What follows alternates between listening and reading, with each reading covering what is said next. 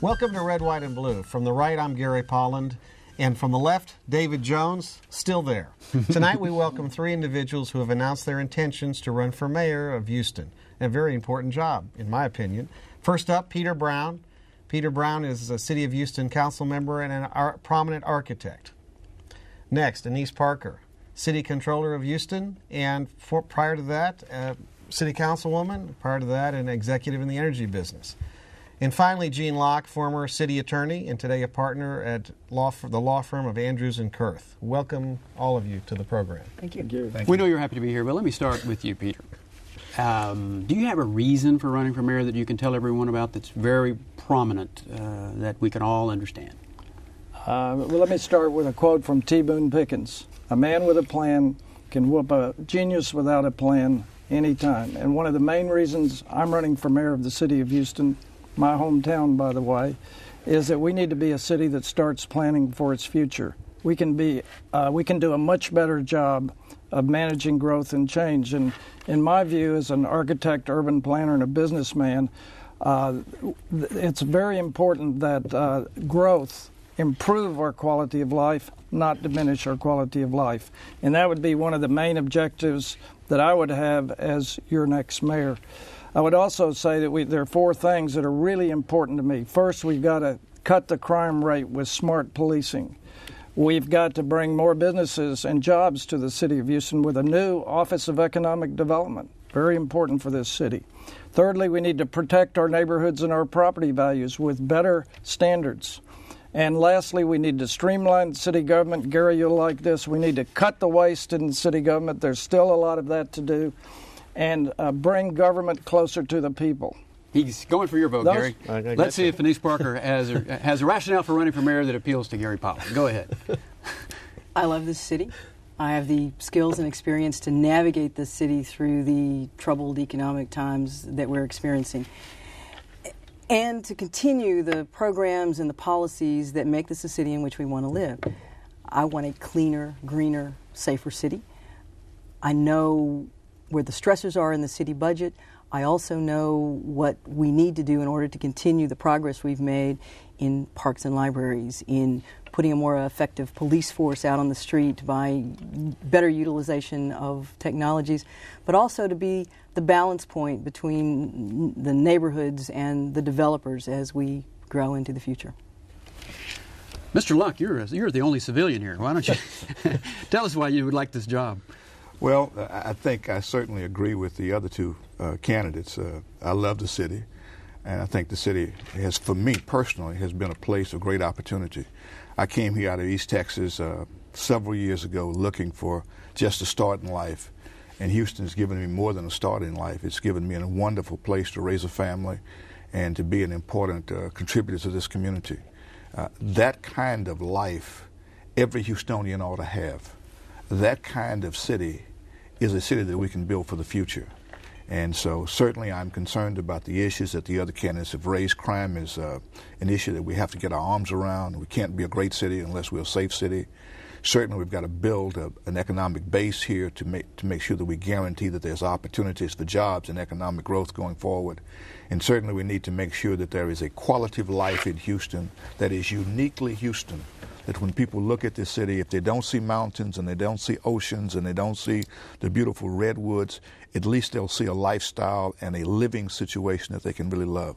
So those are the reasons I'm running for mayor. Very good. This question is going to go first to you, Anise.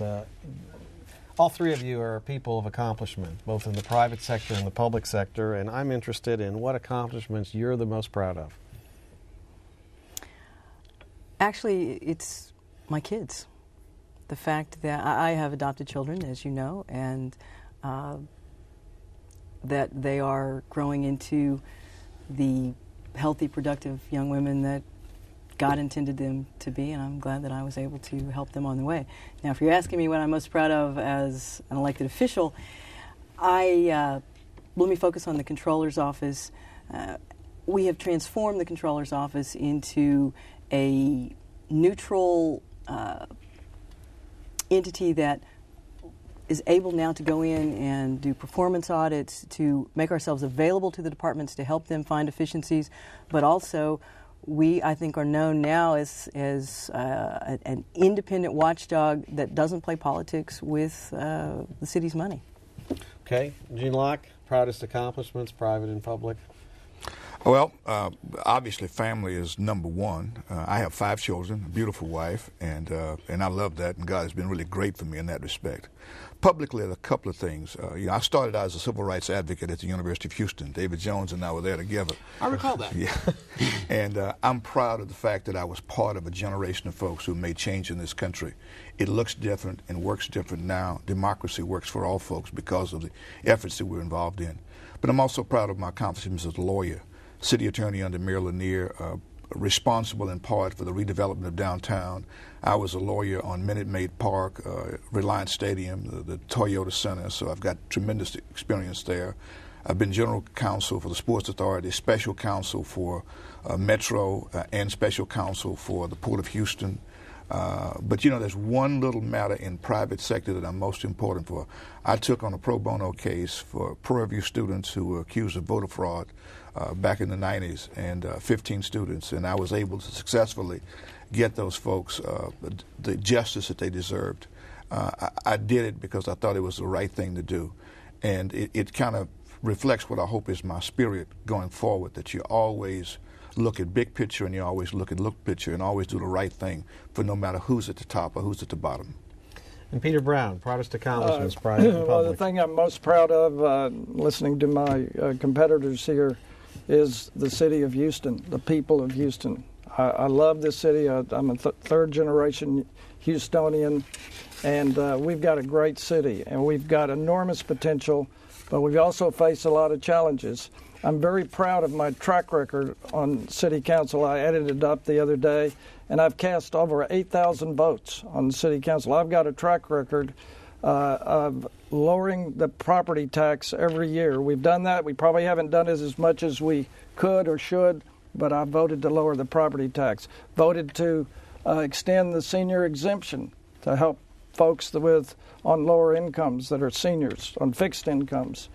I voted to add police officers to our streets and to fund the real-time crime center. High-tech policing is one of the ways we're going to make this city safe.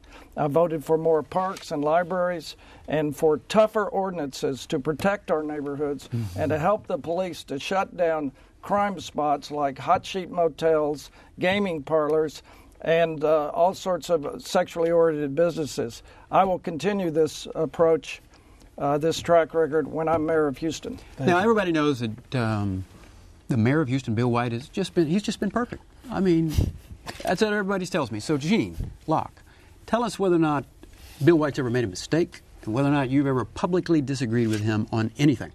Well, I'll let Bill White speak to whether he's made a mistake or not. I think if he's kind of like most of us, he's made more than one in his life. And that's just the reality of living in this city and living in the world. I think Mayor White has done a great job in many respects. I particularly applaud him for his nonpartisan approach, for his high ethics, and for his ingenuity in managing the city. Yeah, there are some disagreements that I would have. I have disagreements with him. I have disagreements with my wife. I have disagreements with myself from time to time. One of the things that I think you have to do, though, is to look at what Mayor White had to do at the time that he had to do it, and then look at Gene Locke and say, what will you, Gene, have to do in the next 6 years or 2 years or 4 years if you're elected mayor? I think the challenges will be similar, but some will be different. And my task is to meet the challenges at hand that I will have to face. In that regard, I'll put a higher emphasis probably on economic development, because I think the mayor can play a major role in trying to trumpet Houston to the world as an international city, as a business mecca.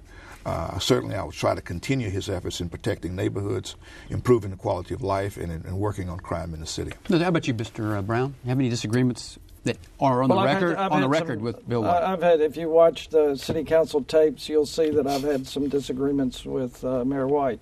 I've been much more proactive about that Houston needs to plan for its future, and that we need to have a comprehensive plan for how we want to become a really great city. He finally agreed with me that we need to do two things. We have a Houston mobility plan, the first real transportation plan that we've had since the 1940s. That's in progress, as is a comprehensive drainage plan, which is another example of how we've got to connect the dots and plan for the future. But I'll say this. When Bill White came into office, he had a lot of things to fix. There were a lot of things broken, and he spent a couple of years doing that. And he's built a really solid foundation for taking this city forward into a very promising future. And so I would give him very, very high marks. And I mentioned 3 things. One is expansion of our light rail system, and we need more transit-oriented development. We're way behind other cities. Secondly is neighborhood revitalization. That's an expertise of mine, and that's something that we've got to move forward on. Let's ask the city controller. And the crime rate. The crime rate. Can you briefly tell us whether you've ever, city controllers are doing a really good job checks and filling up the balances. time. You're the check and you're the balance in City Hall. My job is to work closely with the mayor, but to be independent of the mayor, to do my own analysis of the budget, of revenue, and to make sure that the money is always available for what the city needs to do. When the mayor and I took office, we made a pretty simple commitment to each other. I told him that he would never read my opinion in the paper first, that I would always communicate with him, and he committed to me that he wouldn't try to hide the ball on financial issues, and we've both lived up to those commitments. There are a number of times when I have publicly disagreed with him. There's a long newspaper and TV record on that, but I have tried very hard only to make public comments on fiscal matters for the city of Houston and not the range of things that council might deal with it. Most recently, I mean, and it depends on what you mean by disagreeing with the mayor. Today's paper, for example, had we just completed an audit of the Housing and Community Development Department that is parallel to an audit that HUD did of a particular program, and that had some very negative things. Is that disagreeing with the mayor, or is that simply doing my job as an independent watchdog? Well, I'll let everybody else decide that. Gary, what else do you Okay, got? well, one of the things that's been in the news, Dan Patrick has a bill in Austin about sanctuary cities in the state. And one of the things I'm trying to figure out reading, do you all consider Houston a sanctuary city? And if it is a sanctuary city, do you think it should remain so? We're not a sanctuary city. We're not going to be a sanctuary city. We are a pragmatic city. Houston, we're about working and moving forward and trying to give the best use of our resources. If you are living in Houston and you are complying with local laws and ordinances, we want you to feel comfortable calling the police, going to a city health clinic, using the services that you are actually paying taxes for. If you get arrested and you're here illegally, you ought to expect to be deported back to the country of your origin. What about the workforce, though, and the contractors that do business with the city? Should they not be forced to disclose whether or not their workforce they're legal? I mean, should we do business with people who are knowingly inviting people to be here who are not here legally? You'd be hard-pressed to find a contractor doing business with the city of Houston that doesn't certify that they have a legal workforce. I mean, you can go on any corner in Houston and buy a Social Security card. So many of them are lying? Is that what you're saying? They're making it up in order to get work? Do we have a mechanism, you were City Attorney Gene Locke, do we have a mechanism whereby we can check to see whether or not people are obeying the law? I'm not aware that we do, but what you're bringing up is a larger question than city politics. You're bringing up the issue of a federal immigration policy. What should it be? How should it be impacted? The reality is that the cities bear the brunt of an fatal federal system. And so we have to catch it in public safety, in health, in employment. The fix that we desire, the fix that we must have, is at the federal level. What we can do is to put Band-Aids on all of these approaches at the local level, but we've got to force our national leaders to come to us and give us reform on immigration that works. Peter Brown, I have two yes or no questions for you. Are you proud to be a Democrat? I'm a Democrat. Are you proud to be a Absolutely. Democrat? All right. Did you support Barack Obama for president? I did support Barack Obama. And can you name a Republican who you've given money to in their political race? Richard Thornburg, when he was running for governor of Pennsylvania. Same questions to you, Ms. Parker. I'm a Democrat, proud to be a Democrat. Cannot recall a Republican I've given money to. No, I Well, I cannot recall. I know several that Peter has, but I don't know that I have ever. I thought Denise gave me some money when I was running. For She's too something. smart. She's too smart for that. Gene Locke, did you support Obama, and are you a Democrat? And can you name a Republican you've helped out? Did I support Obama? I think I did.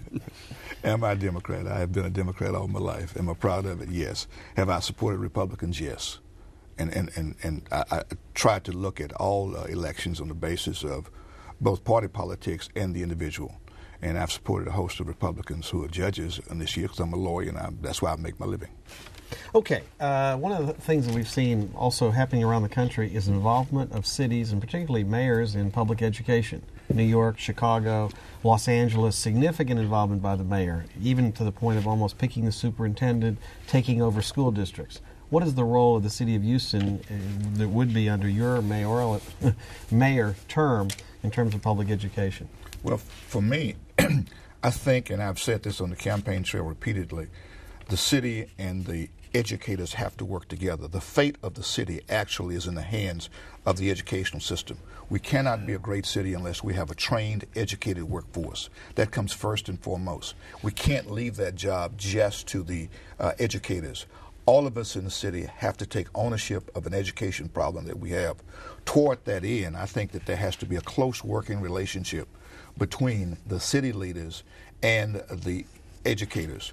The problem that you run into in trying to suggest that the mayor should take over the school system is you have multiple school systems in Houston. They're all by statute independent creatures, and they all have unique qualities that are there. But that doesn't remove our obligation and our responsibility to work with them tit for tat, so that when the city is planning a neighborhood, we want a great school in that neighborhood. So that when the school is concerned about safety, the city needs to have the availability of the Houston Police Department there to make those schools safe. We can work hand in hand in a much more coordinated way. And it's not just the city and the educators involved. We need to get the business sector and the communities involved in making sure that we all work together. Ever since George Bush was governor and said, "Is our children learning?" We've had an education problem. I mean, Well, and the gap between the suburban graduation rate and locals is huge. We have no authority over the education system, but we have a huge responsibility, both as individuals and as elected officials.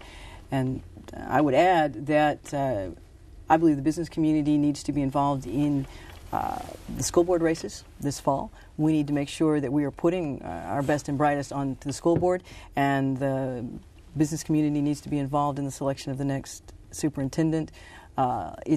We have to have a good functioning school system in order for people to want to move here, live here, but it's also the workforce of the future.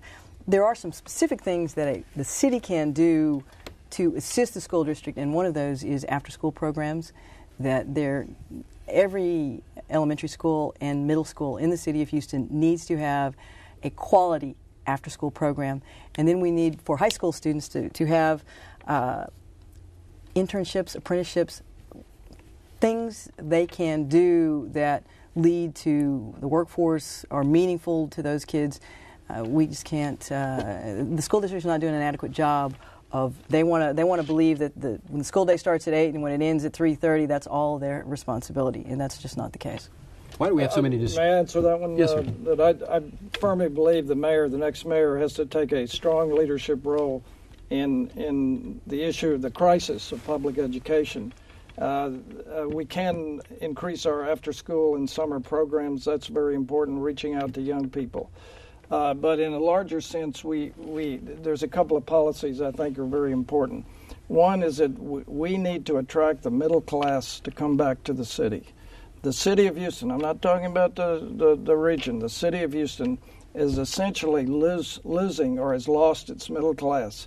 And our public school system will not thrive until we have a city that has essentially mixed income neighborhoods with middle class folks sending their kids to school. The situation we've got now is that public education is in fact a hidden tax on the residents of the city of Houston, and that needs to change, and the mayor needs to take a really strong leadership role to make that happen. Who disagrees with me? Peter, I can't believe that you would say, it sounds like you're saying that if you're a poor person, then we can't give you a public school system that works for you, that it only can work if we have a strong middle class. Yes, we need a strong middle class here, but we have to have a school system that works for kids who can afford it or not. Well, I'm saying we have to have a school system that works for everybody, but we want to have a diverse, very representative population in our public schools. And right now, the public school system statistically is basically the educator of the poor.